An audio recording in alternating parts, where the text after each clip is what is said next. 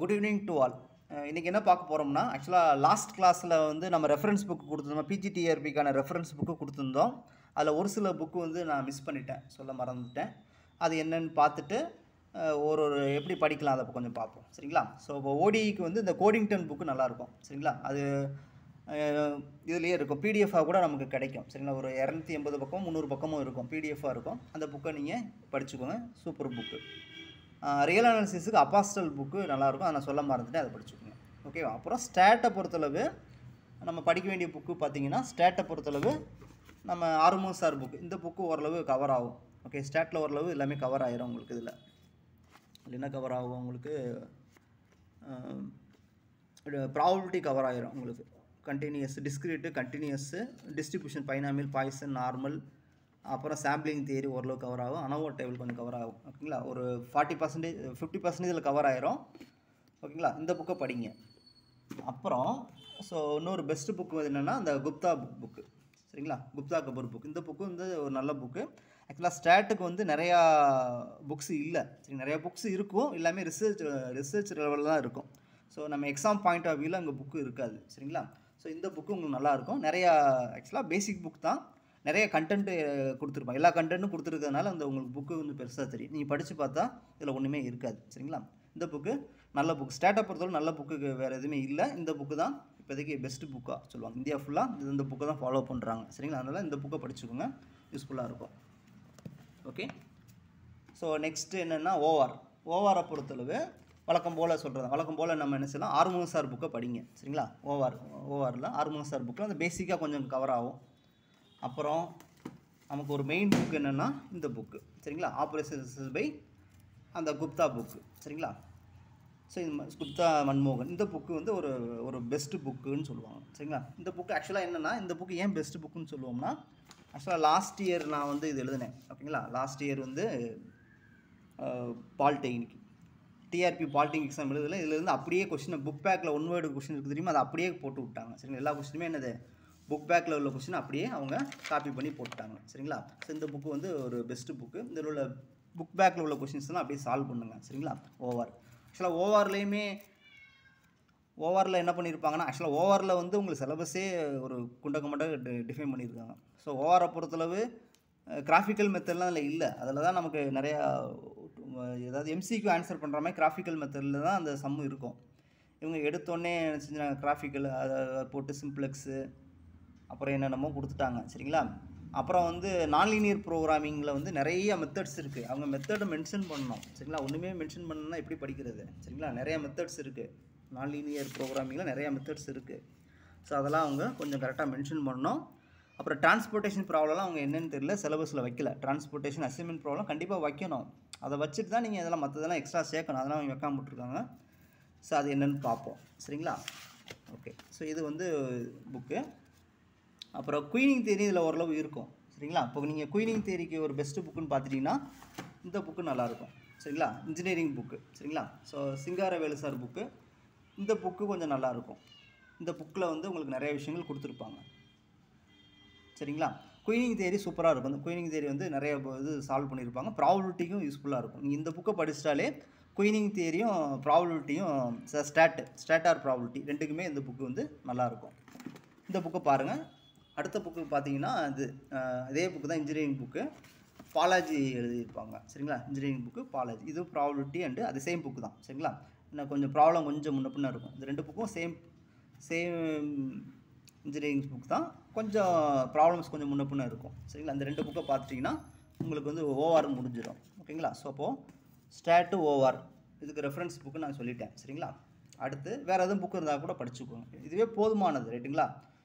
இப்போ அடுத்து நான் எப்படி படிக்கணும்னா, நீங்கள் இப்போ ரெஃபரன்ஸ் புக்கெலாம் சொல்லியாச்சு. நீங்கள் எப்படி படிக்கணும்னா, நீங்கள் படிக்கிறத ரெண்டாக பிரிச்சுக்கோங்க. மேக்ஸை வந்து பியூர் மேக்ஸு அண்டு அப்ளைடு மேக்ஸ்ன்னு பிரிச்சுக்கோங்க. இது எப்பயுமே நான் சொல்கிறது தான். மேக்ஸ் எப்பயுமே நீங்கள் பிரித்து படிக்கணும், அப்படி டேரெக்டாக படிக்கக்கூடாது. ஸோ அல்ஜிப்ராவே ரெண்டாக பிரிச்சுக்கோங்க. அப்ஸ்ட்ராக்ட் அல்ஜிப்ரா, லீனியர் அல்ஜிப்ரான்னு பிரிச்சுக்கோங்க, சரிங்களா? பிரிச்சுக்கோங்க. அப்புறம் அனாலிசிஸை வந்து ரியல் அனாலிசிஸ்னு ஒன்றா வச்சுக்கோங்க. காம்ப்ளெக்ஸையும் பிரிக்க வேண்டாம், அப்படியே வச்சுக்கோங்க. ஃபங்க்ஷன் அனாலிசிஸு வச்சுக்கோங்க. Topology, okay. ஸோ இந்த 6 வந்து பியூர் மேக்ஸுக்கு உள்ளது, சரிங்களா? அப்ளைட் மேக்ஸை பொறுத்தளவு ஓடிஇ பிடி ரெண்டாக பிரிச்சுங்க, அப்போ தான் உங்களுக்கு ஈஸியாக இருக்கும், சரிங்களா? அப்புறம் கிளாசிக்கல் மெக்கானிக்ஸ், இதுக்கு வந்து இந்த புக்கு தான் கோல்டு ஸ்டீன் புக்கு தான் அவங்க ஃபாலோ பண்ணுவாங்க. Differential geometric Somasundar sir book, OR சொல்லியாச்சு, ஸ்டாட்டு சொல்லியாச்சு, நியூமெரிக்கல் அனாலிசிஸ்க்கு இந்த ஏற்கனவே சொன்னது தான். நியூமெரிக்கலுக்கு என்னது அந்த சாஸ்திரி சார் புக்கு, அந்த ஐயங்கார் சாஸ்திரின்னு ஒரு புக்கு இருக்கும். ஸோ இதுதான் நம்ம ரெஃபரன்ஸ் புக்கு. இப்போ இந்த மாதிரி நீங்கள் பிரித்து படிச்சிங்கன்னா கொஞ்சம் யூஸ்ஃபுல்லாக இருக்கும். சரிங்களா? ஸோ இப்போ என்னைய பொறுத்தளவு, ஸோ என்னோடய யூடியூப் சேனலில் பொறுத்தளவு இந்த சிலபஸுக்கு நான் கிட்டத்தட்ட அப்ஸ்ட்ராக்ட் அல்ஜிப்ராவில் 50% கவர் பண்ணியிருப்பேன். குரூப் தியரி கம்ப்ளீட் ஆயிடுச்சு, ஃபீல்டு தியரி கம்ப்ளீட் ஆயிடுச்சு. சரிங்களா? ரிங் தியரி மட்டும் தான் இன்னும் கம்ப்ளீட் பண்ணாமல் இருக்கும். 50% வந்து வீடியோஸ் போட்டாச்சு. லீனியர் அல்ஜிப்ராவில் 75% நான் கம்ப்ளீட் பண்ணிட்டேன். சரிங்களா? அந்த இது மட்டும் தான் பார்க்கல. என்னது டயகனலைசபிள், அப்புறம் என்னது ஐகன் வேல்யூஸ் மட்டும் தான் அதில் பார்க்கல, மற்ற எல்லாமே ஓரளவு கவர் பண்ணியாச்சு. ஸோ ரியல் அனாலிசிஸில் 30% தான் போட்டிருப்போம், இன்னும் போடலை. சீக்வன்ஸ் சீரிஸ்லாம் போடலை, சீக்வன்ஸ் ஆஃப் ஃபங்க்ஷன்ஸ் இதெல்லாம் போடலை. 30% தான் கவர் பண்ணியிருப்போம். சரிங்களா? ஸோ காம்ப்ளெக்ஸில் 75% கவர் பண்ணியிருப்போம். சரிங்களா? ரைட். ஃபங்க்ஷன் அனாலிசிஸ் நான் ஸ்டார்ட் பண்ணலை. சரிங்களா? அது போடல. டோப்பாலஜியில் கொஞ்சம் ஸ்டார்ட் பண்ணியிருப்போம். டோப்பாலஜியில் ஒரு 20% ஸ்டார்ட் பண்ணியிருப்போம். சரிங்களா? ரைட். ஓடி வந்து ஸ்டார்ட் பண்ணவே இல்லை. பிடியில் 100% முடிச்சாச்சு. பிடியில் வந்து நீங்கள் பிடி உங்களுக்கு யூஸ்ஃபுல்லாக இருக்கும். நீங்கள் என்னோடய வீடியோஸ் ஃபுல்லாக பார்த்தீங்கன்னா பிடி ஃபுல்லாக கவர் ஆகிருக்கும். அதேமாதிரி கிளாசிக்கல் மெக்கானிக்ஸில் எனக்கு 100% நான் கவர் பண்ணிட்டேன். ஸோ அதை பார்த்தாலே போதுமானது. சரிங்களா? டிஃபரன்ஷியல் ஜியாமெட்ரி நான் போடலை, ஓஆருக்கு போடலை. ஸ்டாட்னா ப்ராபபிலிட்டி, இதில் வந்து ஒரு கிட்டத்தட்ட எவ்வளவு குயிங் தியரி போடலையோ 30% கவர் பண்ணியிருப்போம். நியூமெரிக்கலில் 100% ஓவர். ரைட்டுங்களா? ஸோ நீங்கள் இதை படித்தாலே உங்களுக்கு போதுமானது. ஓகேங்களா? அது போக 1-2 மிஸ் பண்ணியிருப்போம். சரிங்களா? நீங்கள் என்னோடய வீடியோஸ் பார்த்து நோட்ஸ் எடுத்து படிச்சிங்கன்னா இது ஓரளவு உங்களுக்கு கவர் ஆகிரும். சரிங்களா? அடுத்து நம்ம கொஞ்சம் கொஞ்சம் வீடியோஸ் போட முடிஞ்சால் போடுவோம். ஓகேங்களா? இது பிளான். இந்த மாதிரி நீங்கள் பிரித்து படிச்சிங்கன்னா உங்களுக்கு யூஸ்ஃபுல்லாக இருக்கும். ரெண்டாவது, நீங்கள் எப்படி படிக்கணும்னா,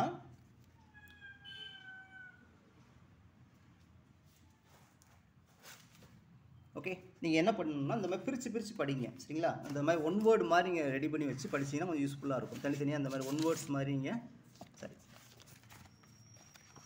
இதாக இருக்குல்ல, இந்த மாதிரி ஒன் வேர்ட்ஸ் மாதிரி. இப்போ இது ஆக்சுவலாக டிஃபரன்ஷியல் ஜியாமெட்ரி நான் பாலிடெக்னிக் எக்ஸாம் படித்தது. இப்போ யூனிட் 1 யூனிட் 2க்குலாம் இந்த மாதிரி ஒன் வேர்டு மாதிரி ரெடி பண்ணி வச்சுருப்பேன். சரிங்களா? எல்லாத்தையுமே இந்த ஒன் வேர்டு மாதிரி நானாக கொஸ்டின் செட் பண்ணி வச்சு இதை நான் திரும்ப நான் எழுதி பார்ப்பேன். சரிங்களா? ஸோ எல்லா சாப்டருக்குமே இந்த மாதிரி ஒன் வேர்டு நான் ப்ரிப்பேர் பண்ணிடுவேன். சரிங்களா? இந்த மாதிரி ஒன் வேர்டு ப்ரிப்பேர் பண்ணிட்டீங்கன்னா இதை திரும்ப போட்டு பார்க்கும்போது உங்களுக்கு இது ரொம்ப யூஸ்ஃபுல்லாக இருக்கும். சரிங்களா? இந்த மாதிரி தான் நான் பாலிடெக்னிக் எக்ஸாம் படித்து இதை நான் ஆக்சுவலாக இது நான் ஃபஸ்ட் டைம் தான் படித்தேன். இதை நான் படிக்கவே இல்லை. ஃபஸ்ட் டைம் நான் அப்போ படித்தது எனக்கு இதில் நல்ல மார்க் ஸ்கோர் பண்ணினேன். காரணம் வந்து இந்த மாதிரி ஒன் வேர்டு கிண்ட்ஸ் எடுத்து படித்ததுனால ரொம்ப யூஸ்ஃபுல்லாக இருந்துச்சு. ஸோ அந்த மாதிரி நீங்கள் படிச்சிங்கன்னா ஓரளவு உங்களுக்கு ரொம்ப யூஸ்ஃபுல்லாக இருக்கும். ஓகேங்களா? எல்லா எக்ஸாமுக்கும் இந்த மாதிரி படிங்க. படித்து ரீகால் பண்ணிக்கிட்டே இருங்க. திரும்ப எழுதி பாருங்கள். சரிங்களா? ஆக்சுவலாக உங்களுக்கு இப்போ இந்த சிலபஸ் படி பார்த்தாச்சுன்னா, இப்போ நீங்கள் எழுதிருக்கோம்ல, இதில் வந்து இருக்கா டோப்பாலஜி மங்கஸ் புக்கு, அதுக்கு என்னது அதில் உள்ள நோட்ஸ் என்னது எக்ஸசைஸ் எக்ஸாம்பிள் உள்ள டைரக்ட் கொஸ்டின் தான் கேட்பாங்க. ஆக்சுவலாக இப்போ இந்த பாலிடெக்னிக் எக்ஸாமில் கேட்டிருக்காங்க பார்த்தீங்கன்னா, எல்லாமே இந்த மங்கஸ் சார் புக்கில் உள்ள டோப்பாலஜி கொஸ்டின் அப்படியே டைரக்ட் கொஸ்டின்ஸ் எல்லாமே, ஒரு லைன் கூட மாற்றலை. சரிங்களா? அதே மாதிரி ஃபங்க்ஷனல் அனாலிசிஸுமே என்னது அந்த சிம்மன் சார் புக்கில் உள்ள கொஸ்டின் அப்படியே டேரெக்டாக கேட்டிருந்தாங்க. எல்லா கொஸ்டினும் அப்படியே டேரெக்டாக தான் கேட்டிருக்காங்க. சரிங்களா? அதனால் டேரக்ட் கொஸ்டின் தான் அவங்க கேட்பாங்க. ஓகேங்களா? அதனால் நீங்கள் என்ன பண்ணுறீங்க, இந்த மாதிரி எழுதிக்கோ. டோப்பாலஜி மங்கஸ் சார் புக்கில் உள்ள கொஸ்டின், எக்ஸசைஸ் எக்ஸாம்பிள் கொஸ்டின் இப்படி இருக்குமா, அதை நீங்கள் நோட்ஸ் மாதிரி போட்டு படிச்சிங்கன்னா ரொம்ப யூஸ்ஃபுல்லாக இருக்கும். சரிங்களா? டோப்பாலஜி ஃபங்க்ஷனல் அனாலிசிஸ்க்கு சிம்மன் சார் புக்கில் உள்ள டேரக்ட் கொஸ்டின் அப்படி தான் கேட்பாங்க. நீங்கள் அதை நீங்கள் சால்வ் பண்ணுங்கள்.